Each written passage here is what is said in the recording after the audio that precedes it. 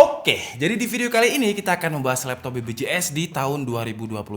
Di tahun 2021 ini susah banget untuk cari laptop BBJS atau budget pas-pasan jiwa sosialita karena harganya lagi gila semuanya. Dan perkenalkan, ini adalah XP 14S DQ2518TU. Kalau kalian tanya apa maksud dari seri 2518TU, jujur aja, saya juga nggak tahu. Tapi kalau XP 14S-nya aja, saya tahu. Berarti dia adalah laptop dengan dimensi 14 inch dengan dimensi yang slim. Untuk sebuah laptop mainstream yang harganya murah, memang cukup slim ya dimensinya dengan di bawah 2 cm, lebih tepatnya 1,79 cm. Dan bobotnya juga nggak terlalu berat dengan 1,47 kg, jadi nggak ada 1,5 kg. Kalau secara desain tidak ada perubahan dari form factor XP14S tahun ini, masih sama dengan versi sebelumnya. Warnanya masih pakai warna silver yang XP menyebutnya dengan natural silver. Kenapa XP memilih warna silver? Karena silver itu adalah warna yang long lasting, dimana walaupun umurnya udah bertahun-tahun masih terlihat modern dengan warna silvernya ini. Contohnya ya XP14S ini, dari dulu form factornya seperti ini aja, paling perubahannya minor dari bezel dan juga dari dimensi. Kalau saya pribadi jujur udah lumayan bosen ya dengan desain dari XP14S ini. Mungkin karena saya terlalu sering melihat, jadi ya kok dari tahun ke tahun kayak gini aja terus.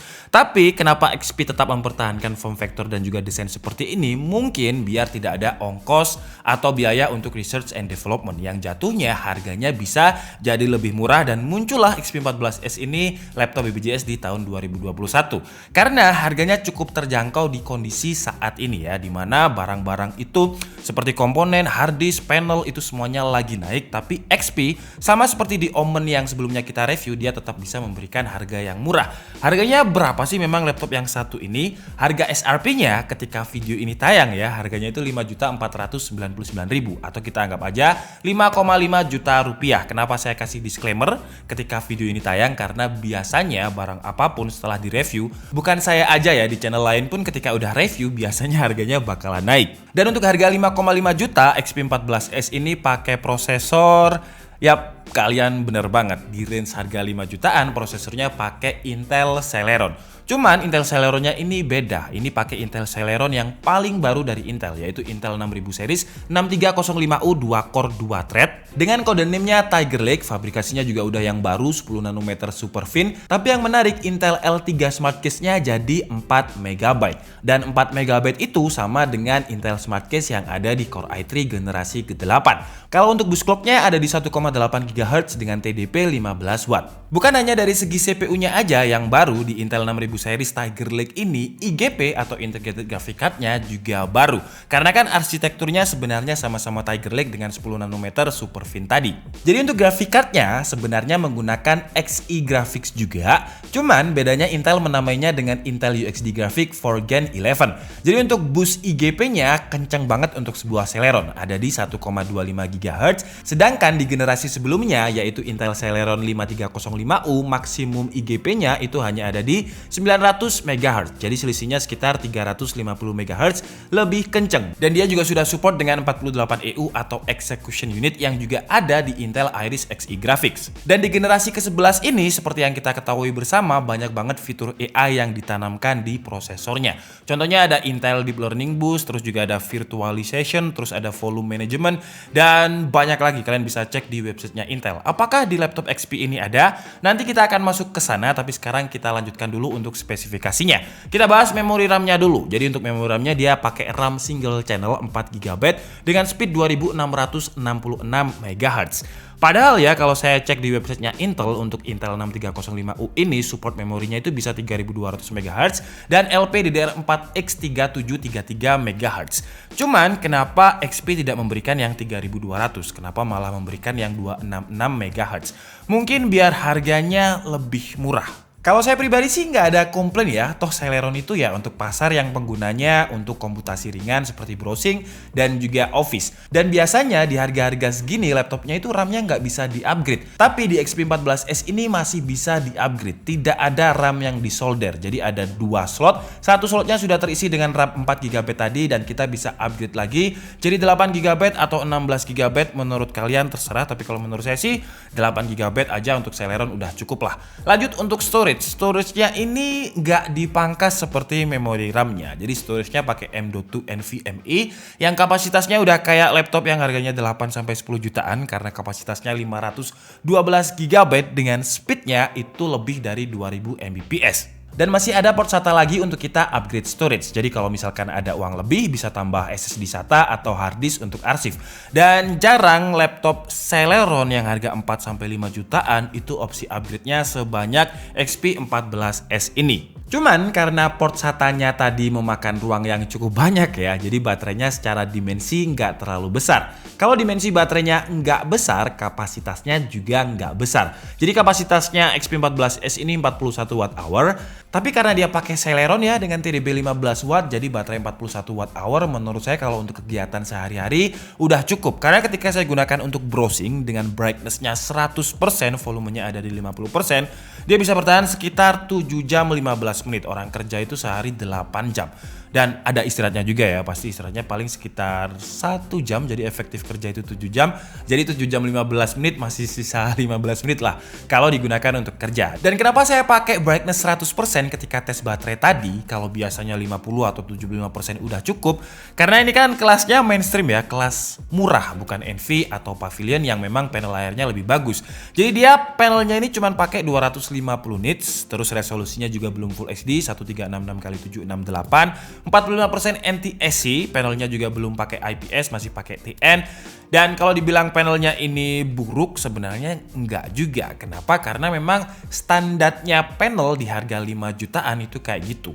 Toh 5 jutaannya XP ini dia udah pakai prosesor terbaru dengan SSD 512 GB. Dan kalau kalian cek ya di marketplace manapun, ketik aja Intel Celeron 6305U, pasti XP ini yang paling murah. Kenapa dia bisa paling murah? Karena brand lain saya lihat ya, belum ada yang mengeluarkan laptop dengan Intel 6305U. Mungkin brand lain minder tuh, karena XP udah ngeluarin duluan dengan harga yang terjangkau banget. Jadi mungkin brand lain masih rapat dan nunggu gimmick dulu. Ini kita gimmick apaan nih biar bisa menyaingi XP, karena dia XP udah keluar duluan dengan harga yang paling murah. Mungkin seperti itu ya. Jadi kembali lagi kalau dari sektor layar, menurut saya standarnya laptop 5 jutaan yang sebenarnya juga udah cukup kalau kebutuhannya hanya untuk komputasi ringan. Lanjut ke konektivitas. Untuk Wi-Fi-nya dia pakai 802.11ac atau Intel Wi-Fi 5 dengan Bluetooth versi 4.2. Untuk portnya di bagian kanan terdapat banyak banget port. Jadi ada input power, HDMI, USB Type-A 2 buah, USB Type-C, terus juga ada audio jack combo. Di sebelah kirinya terdapat full size slot SD card. Jadi kalau untuk konektivitasnya, menurut saya untuk sebuah laptop 5 jutaan udah lengkap banget. Lanjut ke sektor audio. Untuk audionya juga standarnya laptop 5 jutaan. Gak ada tuning atau sertifikasi dari Bang & Olufsen seperti XP Envy, Pavilion atau Omen ya. Di situ kalian bisa temukan audio yang memang lebih imersif. Di kelas 5 jutaan ini menurut saya suaranya standar, kira-kira seperti ini suaranya.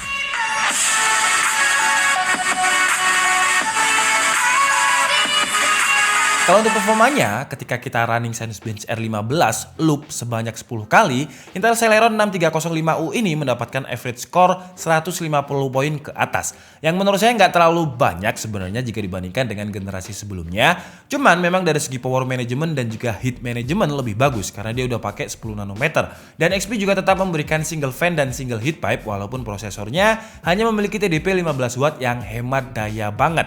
Dan untuk suhu temperaturnya di Cinebench R15 di running ke-10-nya pun maksimum temperaturnya hanya ada di 50 derajat Celcius. Jadi bener-bener dingin banget. Terus kalau untuk performa gamingnya gimana? Sebenarnya kalau untuk kelas Celeron ya, sebenarnya nggak perlu untuk dites gaming karena dia bukan segmen laptop untuk gaming. Cuman ya nggak apa-apa lah ya, kita coba aja biar kita bisa tahu potensi maksimal dari Intel Celeron 6305U ini. Di game Dota dengan settingan bawaannya ya 1366x768 XD, dia nggak nyampe 30 FPS yang menurut saya nggak nyaman banget untuk main game. Dan kalau Dota aja udah nggak nyaman, menurut saya udahlah ya, nggak usah dipaksain main game lain karena ya nggak bakal kuat juga. Kalau bisanya sih bisa.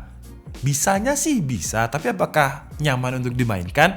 Kalau menurut saya yang nyaman itu ya di atas 30 FPS. Cuman mungkin kalian terbiasa dengan 10 atau 15 FPS dan nyaman dengan itu ya nggak apa-apa sih ya. Tapi bukan berarti XP14S ini ketika nggak kuat main Dota berarti dia jelek. Enggak, karena memang bukan segmennya. Disclaimer ya, ini bukan laptop gaming. Kecuali kalian gamingnya ringan seperti Zuma atau game yang di Chrome itu apa namanya, yang dinosaurus loncat-loncat ketika internetnya mati, itu masih kuat. Tapi kalau misalkan game yang benar-benar game ya bukan segmennya. Bukannya nggak kuat, tapi memang bukan segmennya. Untuk editing juga enggak sih ya, kalau saya nggak bakalan tahan.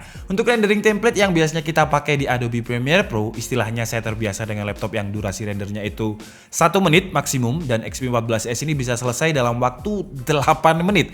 Kalau untuk kebutuhan saya yang tiap hari edit video, upload video di YouTube, ya saya nggak bakalan tahan ya, karena workflow-nya bakalan lebih lama. Kalau saya pakai Intel Celeron ini untuk editing di Adobe Premiere Pro, kebutuhan saya seperti di YouTube, mungkin saya bisa upload 1 minggu sekali.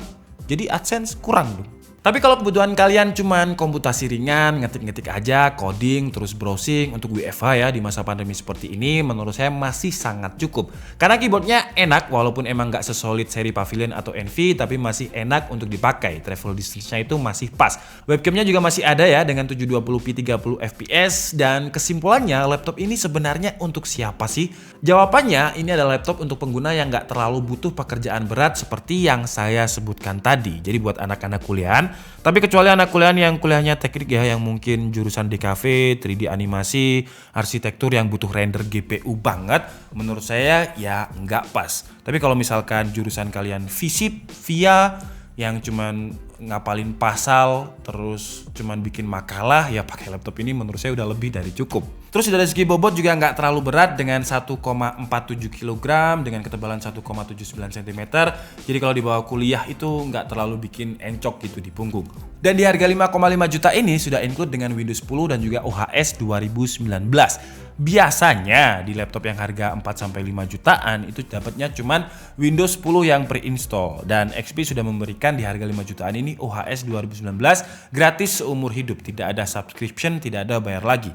Jadi mantap sih ya buat XP. Kalau untuk kekurangannya, sebenarnya saya bisa wajar sih ya kekurangannya. Karena dia udah kasih harga murah 5,5 juta, prosesor paling baru dengan SSD 512 GB.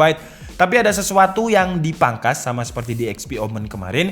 Kalau kalian perhatikan di tombol F5-nya itu polosan. Karena biasanya itu adalah tombol untuk backlit keyboard di XP 14S. Tapi di sini hilang, polos. Karena memang dia tidak ada backlit keyboardnya.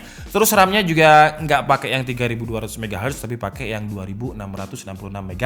Tapi kalau saya pribadi sih nggak masalah. Kenapa? Karena biasanya di brand lain di harga segini itu nggak bisa di-upgrade karena RAM-nya onboard dan dikasih 4 GB. Bayangkan ya, 4 GB onboard nggak bisa di-upgrade. Ya itu cuman buka berapa tab juga udah not responding. Tapi di XP ini walaupun speed RAM-nya nggak secepat 3200 MHz, tapi paling nggak kita dikasih opsi upgrade bisa jadi sampai 16 GB. Mungkin cukup ya kalau untuk Intel Celeron.